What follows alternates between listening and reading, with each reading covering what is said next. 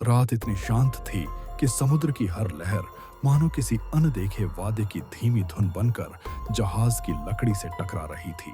और उसी शांत लय में 7 लोग, आरव, कबीर, नील, सिया, तारा, विवान और ईशा, अपने जहाज सी वंडरर पर बैठे क्षितिज को देख रहे थे। वे एक ऐसी खोई हुई समुद्री नगरी की खोज में निकले थे जिसकी कहानी सदियों से नाविकों की फुसफुसाहटों में जीवित थी और जिसकी तुलना अक्सर अटलांटिस से की जाती थी। कहा जाता था कि वह नगरी समुद्र की गहराइयों में सोई है और केवल उन्हीं को दिखाई देती है जिन्हें वह स्वयं बुलाती है। शुरुआत में यात्रा बेहद शांत थी। आसमान तारों से भरा, हवा में नमक और रोमांच की गंध, इंजन की स्थिर गुनगुनाहट दिल की धड़कन जैसी। सिया पुराने नक्शों में बने रहस्यमय चिन्हों को पढ़ रही थी। कबीर दिशा तय कर रहा था। ईशा मौसम के उपकरणों पर नजर रखे थी। नील उत्साहित था कि शायद उसे समुद्र की गहराइयों में गोता लगाने का मौका मिलेगा। तारा सबके लिए चाय बना रही थी। विवान कैमरे में हर पल कैद कर रहा था और आरव चुपचाप स्टीयरिंग पकड़े दूर अंधेरे में देख रहा था, जैसे उसे पहले से आभास हो कि यह यात्रा साधारण नहीं होगी।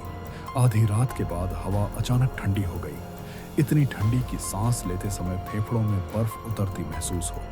बिना किसी चेतावनी के चारों ओर घना कोहरा छा गया, इतना घना कि हाथ आगे बढ़ाने पर भी उंगलियां धुंधली दिखे। रेडार की स्क्रीन झिलमिलाकर बुझ गई। कंपास पागलों की तरह घूमने लगा। इंजन भारी आवाज करने लगा, जैसे किसी अदृश्य शक्ति ने जहाज को जकड़ लिया हो। लहरें अब कोमल नहीं थीं, बल्कि गहरी और भारी थीं, मानो समुद्र की तह से उठ रही हों। बिजली आकाश में चमकी और उसी एक क्षण में सबने दूर क्षितिज पर एक काले आकार की झलक देखी। एक द्वीप, ऊंचा, स्थिर और अजीब तरह से जीवित। फिर अंधेरा। जहाज उस दिशा में खींचने लगा जैसे किसी अदृश्य रस्सी से बंधा हो। और जब अगली सुबह उनकी आंख खुली तो जहाज आधा रेत में धंसा हुआ था। सामने वही द्वीप था, पर अब कोहरा नहीं था। सूरज की हल्की किरणें बैंगनी पत्तों वाले पेड़ों पर पड़ रही थीं, पर पक्षियों की कोई आवाज नहीं। हवा में कोई सामान्य जीवन की गंध नहीं, बस एक गहरी स्थिरता, जैसे समय यहाँ ठहर गया हो। वे सातों सावधानी से किनारे उतरे। रेत पर अजीब निशान थे, जैसे किसी भारी लचीले शरीर ने रात में उन्हें घेरा हो। वे भीतर बढ़े तो पेड़ों की शाखाएं ऐसे मुड़ी थीं जैसे किसी पीड़ा में जमे हुए हाथ। कुछ दूर प्राचीन पत्थर के स्तंभ दिखाई दिए, जिन पर नीली चमक वाले चिन्ह खुदे थे, जो हल्की धड़कन के साथ चमक रहे थे। शहर के अवशेष सामने थे, गोल गलियां, टूटे हुए मेहराब, विशाल चौक और हर दीवार पर समुद्र से जुड़े चित्र, जिनमें इंसानी चेहरों वाली मछलियां और लहरों के बीच खड़ी बिना चेहरे की आकृतियां थीं। सिया ने कांपती आवाज में कहा कि यह सभ्यता समुद्र की पूजा नहीं करती थी, बल्कि उससे सौदा करती थी। जैसे ही शाम उतरने लगी, जमीन के नीचे से धीमी गूंज आने लगी, जैसे कोई विशाल हृदय धड़क रहा हो। वे एक बड़े हॉल में पहुंचे, जिसके बीच काले पानी से भरा कुंड था। पानी इतना स्थिर कि उसमें आसमान का प्रतिबिंब साफ दिखे। विवान ने कैमरा झुकाकर उस पर फोकस किया और अचानक उसकी परछाई मुस्कुराई, जबकि उसका चेहरा भय से जकड़ा था। सब पीछे हटे, पर तभी कुंड के पानी में लहर उठी और धीरे धीरे एक आकृति बाहर आई, लंबी, पतली, बिना चेहरे की। उसकी त्वचा समुद्री छाया जैसी। उसकी उपस्थिति से हवा बर्फ जैसी ठंडी। कोई आवाज नहीं, पर सबके मन में एक साथ फुसफुसाहट गूंजी। तुमने हमें जगा दिया। नील जैसे सम्मोहन में आगे बढ़ा।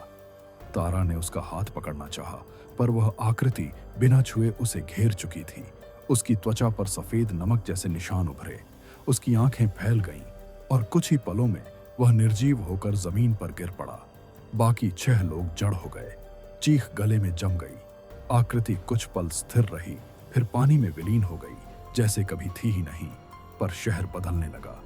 दीवारों की नीली चमक तेज हो गई, जमीन कांपने लगी, दूर समुद्र की लहरें ऊंची उठने लगीं। आरव ने सबको भागने को कहा। वे दौड़े। गलियां धुंध में घुलने लगीं। इमारतें पारदर्शी होकर समुद्री फेन जैसी लगने लगीं। किनारे पहुंचकर उन्होंने देखा कि उनका जहाज अब टूटा नहीं था, बल्कि बिल्कुल सही हालत में खड़ा था। बिना सवाल किए वे चढ़ गए। इंजन अपने आप स्टार्ट हुआ। जहाज आगे बढ़ा और पीछे मुड़कर देखा तो द्वीप धीरे धीरे समुद्र में धंस रहा था। बिना शोर, बिना हलचल, जैसे सपना खत्म हो रहा हो। कुछ ही देर में वहां सिर्फ खुला समंदर था।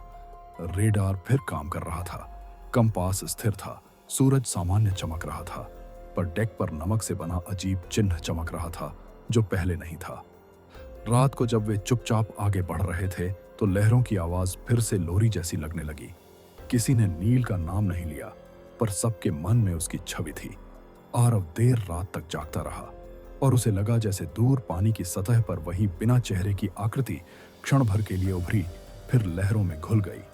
और अब जब यह कहानी धीमी आवाज में सुनाई जा रही है तो समुद्र की वही लय तुम्हारे चारों ओर है। गहरी सांस लो, कल्पना करो वह खोई हुई नगरी फिर से गहराइयों में सो रही है। उसकी दीवारों की नीली चमक मंद पड़ चुकी है, उसका रहस्य फिर से अंधेरे में लिपटा है, और लहरें जो किनारे से टकराती हैं वे डर नहीं बल्कि एक शांत लोरी हैं जो कहती हैं कि कुछ रहस्य खोजने के लिए नहीं बल्कि सुनने और फिर शांति से सो जाने के लिए होते हैं। समुद्र अब शांत है, हवा ठंडी है, आसमान तारों से भरा है, और कहानी धीरे धीरे तुम्हें उसी गहरी सुरक्षित शांत नींद की ओर ले जा रही है जहां लहरों की धुन के सिवा कुछ भी नहीं, सिर्फ सुकून, सिर्फ अंधेरी गहराई की कोमल गोद और एक ऐसी नींद जिसमें खोई हुई नगरी भी सो रही है और तुम भी।